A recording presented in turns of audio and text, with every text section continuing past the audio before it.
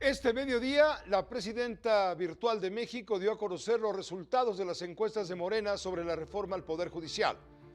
Alrededor del 80% está a favor. Con uno, Julio Sánchez informa.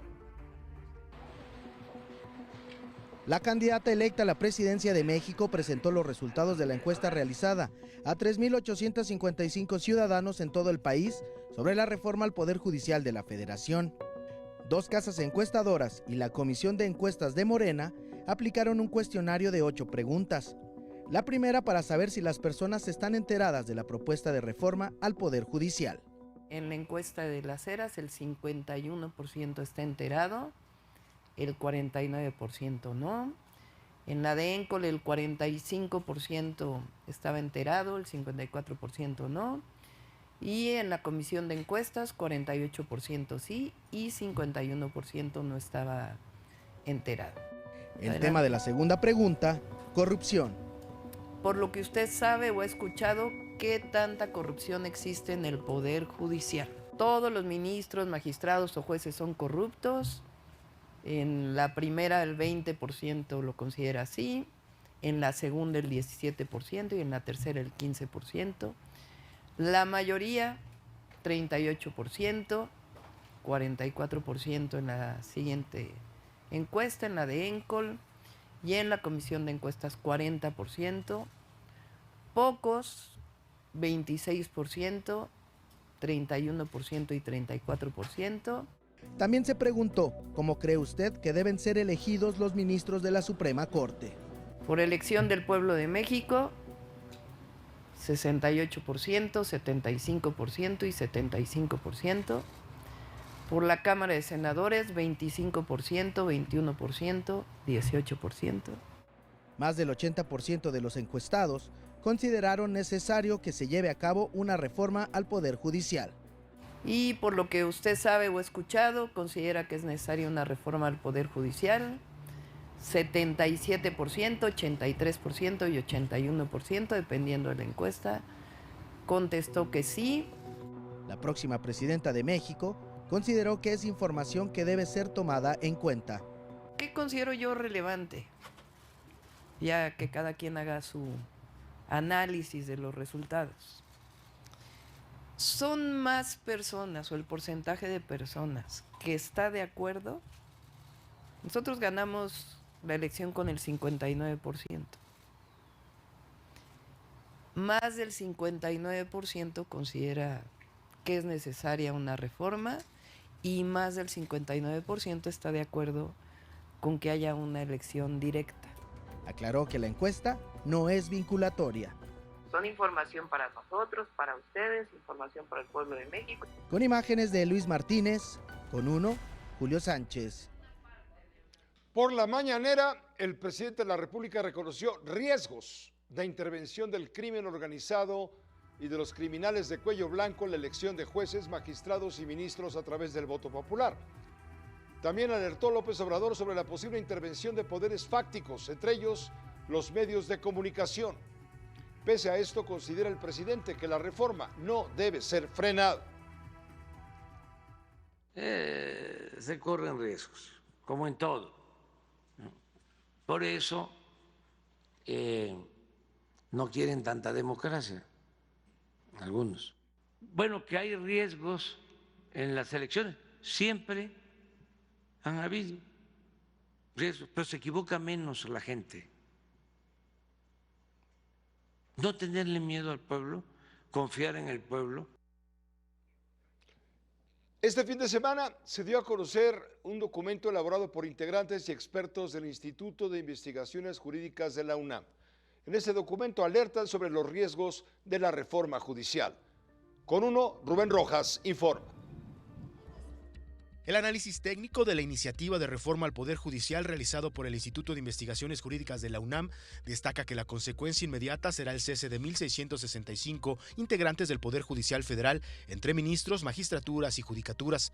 El investigador César Astudillo señala que la reforma contempla un régimen transitorio para la primera integración del nuevo Poder Judicial a través de una elección extraordinaria que debería llevarse a cabo dentro del primer año posterior a la entrada en vigor de la reforma. Lo significativo del caso es el efecto que se le confiere a dicha elección y a la toma de protesta de los ministros, magistraturas y judicaturas elegidas, que no es otro que el cese inmediato de sus actuales titulares y el desplazamiento de la garantía de inamovilidad. Los ministros que dejen el encargo no tendrán derecho al haber de retiro con el que sí cuentan los ministros en retiro. La reforma, también conocida como Plan C Judicial, implica un cambio estructural. Desaparece el Consejo de la Judicatura Federal y sus funciones pasarían a un órgano de administración judicial y un tribunal de disciplina judicial. Se modifica la estructura y organización de la Suprema Corte, se acorta el periodo de los encargos de ministras y ministros de 15 a 12 años y se reduce la integración del Pleno de 11 a 9 ministros y se desaparecen las salas. Para el investigador Javier Martín Reyes, el esquema propuesto para elegir por voto popular a ministras y ministros de la Suprema Corte pretende el control político en diferentes etapas del proceso. El Senado deberá emitir la convocatoria para las elecciones, validar las candidaturas y hacer la suma de los cómputos de la elección. El Poder Ejecutivo postulará a 10 aspirantes, el Poder Legislativo, Cámara de Diputados y el Senado otros 10 candidatos y la Suprema Corte de Justicia de la Nación 10 más. Por último, el investigador Jesús Garza Onofre considera que la reforma desataría una profunda incertidumbre respecto a su implementación, sobre todo porque no existe plan alguno. Concluye que en la práctica, más que impactar la efectividad en la impartición de justicia, terminarán triste y lamentablemente perjudicando de forma directa a las personas justiciables. Con uno, Rubén Rojas. Ese fue el estudio de miembros del Instituto de Investigaciones Jurídicas de la UNAM. Sin embargo, esta noche, la propia Universidad Nacional se deslindó del documento elaborado por estos académicos y también por otras personalidades.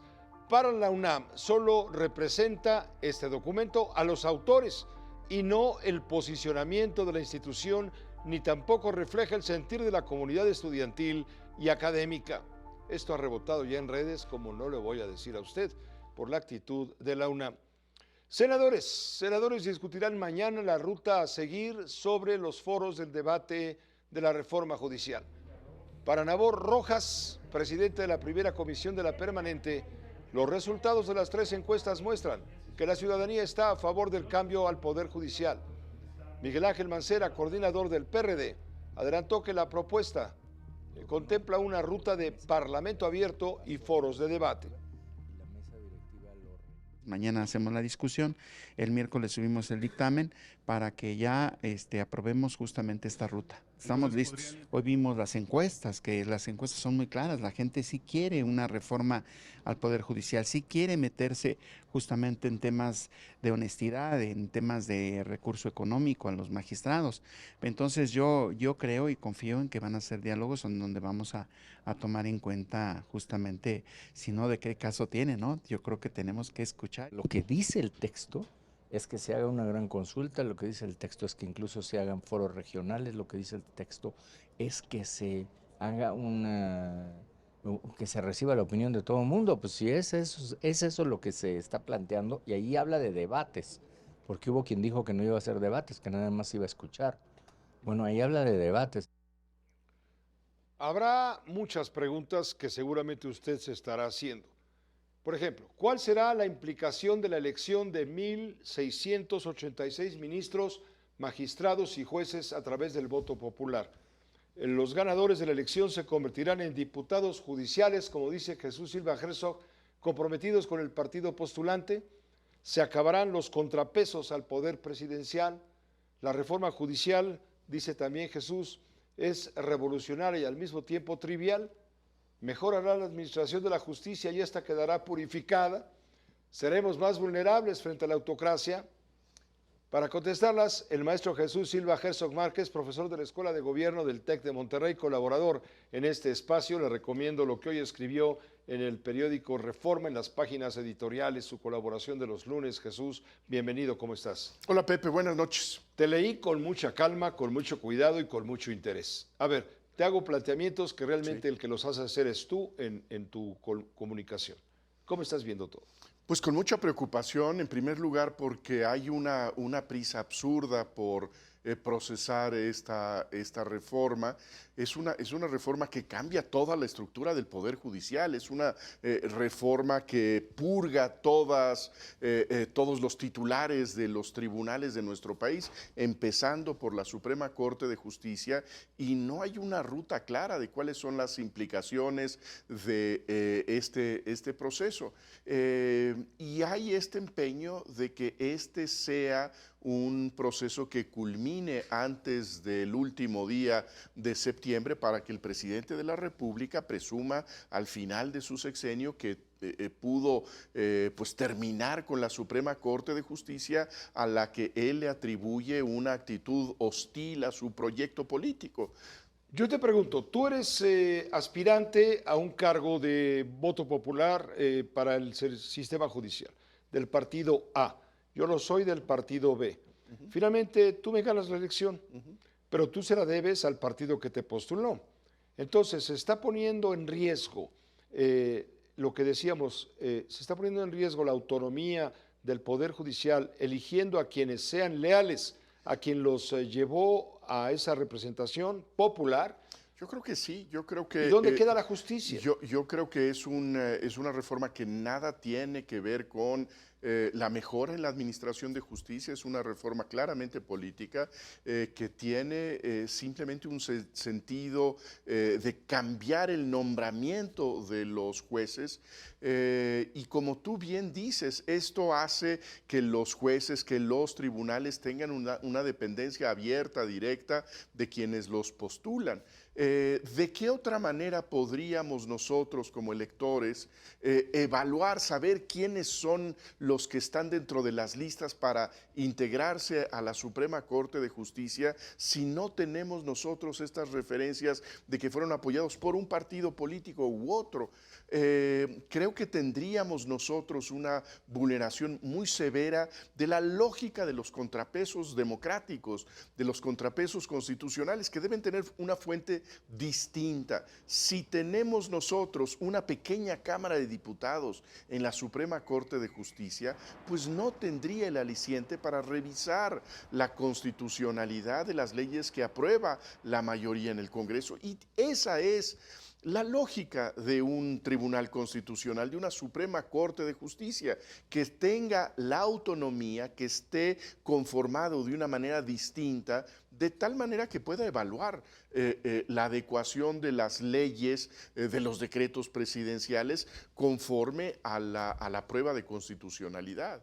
¿Esto nos lleva al peligro de la autocracia? A mí me parece que sí, creo que este es otro de los elementos de esta administración, de este discurso político, que consiste en la construcción de una presidencia poderosísima, sin contrapesos, en donde todo parece alinearse para pues reforzar una sola voluntad. Y lo que necesitamos en el país no es solamente la voluntad del presidente de la República o de la mayoría, sino que también necesitamos prevenciones, precauciones que nos dan las maquinarias que son, a fin de cuentas, contramayoritarias, que tienen la capacidad de revisar lo que decide una mayoría. ¿Cómo queda ante todo esto Claudia Sheinbaum? Porque le están haciendo la tarea de fondo, le están dejando el camino señalado, el camino marcado. ¿De qué le sirven sus 59 millones de votos obtenidos legítimamente si va a estar diciendo, como lo dijo ayer en las giras del presidente por el norte de la República, es un honor estar con Obrador? Creo que es un mal comienzo para la futura presidenta Claudia Sheinbaum, porque no solamente acepta desde campaña la propuesta de reforma constitucional del presidente saliente, sino que acepta también esta intimidación de hacerlo en los términos y en el calendario del presidente saliente.